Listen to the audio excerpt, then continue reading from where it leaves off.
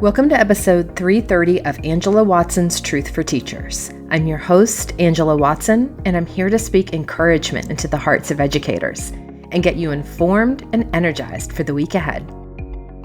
Today, I'm sharing how you can design a classroom that frees you up to teach. Visit truthforteachers.com for an easy-to-read, easy-to-share version of this podcast episode. If you don't want to spend the new school year overwhelmed by the nonstop demands of teaching, I have something that can help. I'm partnering with Rocket PD to offer a new live virtual cohort called Unlocking Teacher Productivity, which kicks off October 2nd. We'll meet Thursdays throughout the month of October 2025 for a total of 5 90-minute sessions. I'll walk you through step-by-step systems to help you prioritize what matters most, cut down on unnecessary work, and finally feel on top of your time. You'll get access to me, the recordings, a downloadable workbook, and a certificate of PD completion, along with a private group for support, all for $4.95 with team discounts available. I designed this experience to be practical and doable, no fluff, just real solutions for teachers. Go to rocketpd.com to learn more about my cohort and others happening this fall. That's rocketpd.com. What if your classroom could practically run itself? Not in a chaotic, anything goes kind of way. I'm talking about a classroom where students know exactly what to do, how to do it, and what to do when things don't go as planned. This is about creating a learning environment where the responsibility is shared, where students are managing and regulating themselves, their time, their materials, their space, without relying on you for every tiny decision. Because when you are the one holding all the routines, all the problem solving, all the redirections in your head, you end up making dozens of micro decisions before you've even had your coffee. And it's exhausting. So this episode is for any pre-K to 12 teacher who wants to kick off the new school year with more peace, more flow, more time to actually teach. I'm going to walk you through how to build classroom systems that empower students to lead, take initiative, and support each other, so you're not the glue holding everything together all the time. Kids thrive when they know the expectations, when they can predict what's going to happen, and when they feel trusted to make choices and solve problems on their own. So if you're tired of being the classroom's only problem solver, the only schedule keeper, the only behavior manager, you have to give yourself permission to let go.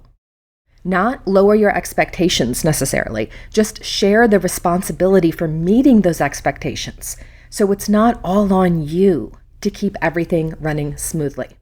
I'm going to share 4 pillars of a self-running classroom that will spring out of this mindset that you're developing. The first one is classroom jobs that matter. And I'm not talking about line leaders, door holders, things that just make kids feel like they're useful. I mean real responsibilities that actually lighten your load, tasks that you are doing yourself that kids can be empowered to do instead. So, for example, you might have a materials manager who restocks supplies, who notices when there's things missing and refills it, replaces missing items. You might have a tech assistant, someone to help classmates log in or troubleshoot simple device issues. You could have a cleanup crew that handles the classroom reset at the end of the day, changing over your calendar, tidying centers, straightening desks, making sure chairs are stacked, and so on. You could have a flow manager, someone that monitors noise levels and signals when groups need to refocus. So think about things that you're doing yourself that you could turn over to your students. I recommend rotating jobs weekly or bi-weekly at a minimum, and monthly or even quarterly as an ideal. And that's because if you're changing jobs too often, kids forget what their job is. And we want to automate systems here. We want to have things happen without reminders from you. At the secondary level, it can be easier to have just 5 or 6 jobs in total and have students who want them apply for them, fill out a job application. Or if your students sit in groups or teams, assign jobs within the group. So the person who sits in seat 1 in each group is in charge of one specific thing, or the person who sits in seat 2 in each group has another specific responsibility, and so on. Student jobs change only when seats change. Or tell each group of 5 students, these are the 5 jobs that need to get done. Work it out amongst yourselves, who's going to do what, and allow kids to assign it to themselves. If specific kids are really effective at a job and they enjoy it, don't change things up in the interest of giving everyone a turn. There's lots of other times in the classroom when fairness is important to consider, but your student job system is about a self-running classroom. Match kids with tasks that they enjoy and could do a good job at without being reminded. And don't fix things that aren't broken. Don't switch things up just for the sake of rotating. You can also have a substitute job that's in charge of noticing who's absent and filling in for that person. So this is great if you have a lot of kids who are pulled out for special classes and aren't present to complete their jobs all day long. I found that certain kids in any class are really good at noticing who's missing, and they often keep the substitute job for an entire quarter or even semester. Another technique is to try assigning 2 students per role so they can train each other and hold one another accountable. And here's the secret sauce. Don't step in. Let them figure it out, even if it's not done perfectly. When you act like the kids can't handle it, they lower themselves to meet that expectation. You want to build leaders and not just helpers. So the first pillar of the self-running classroom is this classroom jobs that matter. The second pillar is systems for materials and transitions. You really want to build systems that students can understand and run without you. So think about things like, where did the kids turn in work? How do they get new supplies when they run out? What's the process when they finish early? How do they ask to use the bathroom, or do they ask? What do they do when a Chromebook dies or there's a problem with the tech? Now imagine that you don't have to answer those questions every day because your students already know the routines. That's the goal, and it is achievable. Let me give you a simple example. If a student needs a new pencil, is it easier for them to walk up to you, wait for your attention, ask you for a pencil, wait for you to bring it to them, or just go grab one from a labeled bin without interrupting you? Multiply that tiny moment by 24 or more kids and tons of different incidents like this all day long, and you've just bought back a whole lot of instructional time and sanity. Use labels, visuals, and anchor charts to make everything student accessible, and when kids don't know what to do, point to the poster. Remember also that just because a system makes sense in your mind doesn't mean it's intuitive for kids. You want to create routines in which it's easier for kids to follow the procedure than to deviate from it, where it's so obvious what to do that kids can figure things out for themselves and prompt one another. Practice your systems early and often. This is what August and September are for. Don't skip over the routines because you're excited to get to the real teaching. This is the real teaching. This is teaching students how to function as independent learners. So during those first few weeks of school, as you're going into the academic content, and you can start academic content day 1, you may even be required to. That's fine, but go slowly. Take the time to stop and model how to head a paper, how to put your name on a paper, what to do with your paper. Don't rush through that part. It's really, really important if you want to create systems for a self-running classroom. The third pillar is behavior routines that reinforce responsibility. So this is really about behavior ownership. Rather than constantly correcting behavior in the moment, you can implement routines that shift the responsibility onto students to self-regulate and self-manage. So here's a couple of examples about what that might look like. Ask 3 Before Me is a decades-old but still incredibly effective routine.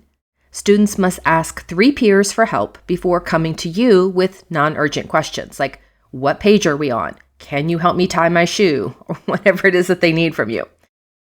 3 Before Me teaches students to assess what actually needs adult intervention versus what can be handled with peer support.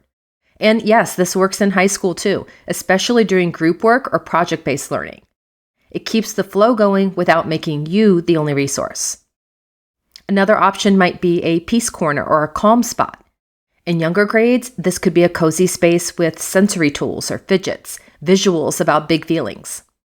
In the secondary classroom, this could be as simple as a designated seat where a student can cool down without needing to ask permission or explain themselves. Maybe they grab a pass or just quietly move when they need space. The goal is the same, a self-directed routine for emotional regulation, not punishment, not escape. Or this might look like reflection logs. For low-level off-task behaviors, consider using written or digital reflection forms. In elementary, kids might draw or write a sentence about what happened and what they'll do differently next time. In middle or high school, it might be a Google form or a journal prompt with short questions like, what happened? What were you feeling? What could you try next time? So something that keeps the focus on growth and personal responsibility that students can do on their own. Now, obviously, these are for low-level off-task behaviors. When we're talking about more extreme things, that's the subject of a different podcast. My point here is that you're not having to remove yourself from behavior management or discipline. It's really about making these things more proactive and student-centered, and also sustainable for you to manage so that you're not constantly having your attention pulled away from important, deep conversations with students and monitoring their learning and interacting with them in order to reprimand someone. If you're the only one in the classroom who is doing the thinking about how to prevent and solve behavioral issues, students won't learn how to self-monitor. So we really want to turn that over to them. The fourth and final pillar of a self-running classroom is to teach the process, not just the procedure. And this is where everything comes together. We often teach routines by saying, here's what to do. But a self-running classroom requires us to also teach, here's why we do it, here's what it looks like and what it doesn't look like, and here's what to do if something goes wrong. So for example, instead of just telling students how to pass out papers, or even going that step further to model how to pass out papers, talk about what happens when we don't do it the right way.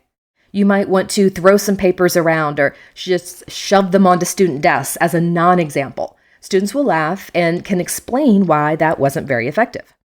Then have some students model an easier and more helpful way, a more orderly way that helps us move on to the next activity more quickly. You also want to explain what to do if someone's absent or if a paper is missing. Your classroom job system ties into this, so you can have a couple of regular paper passers who you trust to do that job well, and have a substitute helper automatically take over if those folks are absent, and train them what to do if they don't have enough copies or they have extras. So spend that time up front, and then throughout the year, anytime you need to pass out papers, you know it's going to be super smooth, and you can go ahead and focus on diving into the lesson and not have to worry about, does everyone have their paper? Because you've empowered kids to take over that. Another example, instead of only rehearsing how to line up, ask, do you think it's important that we walk in a line? Why do you think that? What happens if we walk in a big, noisy group through the hallway? What should we do if someone cuts in line? Why is it important not to do those things? And these aren't just first week of school conversations. You want to revisit these things periodically. Whenever students aren't following the procedure and you're noticing that things are sort of sliding downhill, it seemed like the class had it and now they're reverting back to other behaviors. That could be several times a week during the first few months of the school year, and maybe as much as weekly or biweekly the rest of the school year. That's pretty normal. Don't expect kids to completely internalize all your procedures by October and then get mad when they still need practice. They will need occasional 30-second discussions and reminders, maybe in a think, pair, share format. Talk to the person next to you and remind them, what is our procedure for doing this? Or play a procedure review game in a format that's fun. Keep doing that stuff all the way through June. This is proactive so that you're not waiting until they do something wrong and catching them, punishing them, getting frustrated. Be proactive so every student knows what to do and they do it automatically. Keep talking about the what, the how, and the why all throughout the school year, and how to problem solve when the routine breaks down, because that is where true independence develops. Now, I know this is a lot of information, so let's recap. Creating a self-running classroom isn't about perfection. It's a gradual release process where you're handing over the reins slowly, you're modeling routines, and you're stepping back. Your role becomes less about controlling every detail and more about creating a framework where students can thrive on their own. So as the school year kicks off, ask yourself, what responsibilities are you currently doing yourself, which you could empower students to do instead? And how can you design the learning environment so it's truly student-run and not so teacher-dependent? If you'd like more support building systems like these, check out my 40-hour Teacher Workweek program. It's filled with resources, templates, and step-by-step guidance for creating classrooms that run smoothly without running you into the ground. Enrollment is still open now for this 2025-2026 school year. I'm also offering a live 5-week virtual PD in October. It's going to be every Thursday in October, and it's called Unlocking Teacher Productivity. You can get PD credits for it, CEUs, so this is through Rocket PD. Check out the link in the show notes if you would like to learn more about systems and organization and management, how to really streamline and maximize your time. Your takeaway truth for the week ahead is this: you don't need an entire overhaul of everything all at once. Small changes add up to big results. Have a great week. You can do this. And remember, it's not going to be easy. It's going to be worth it.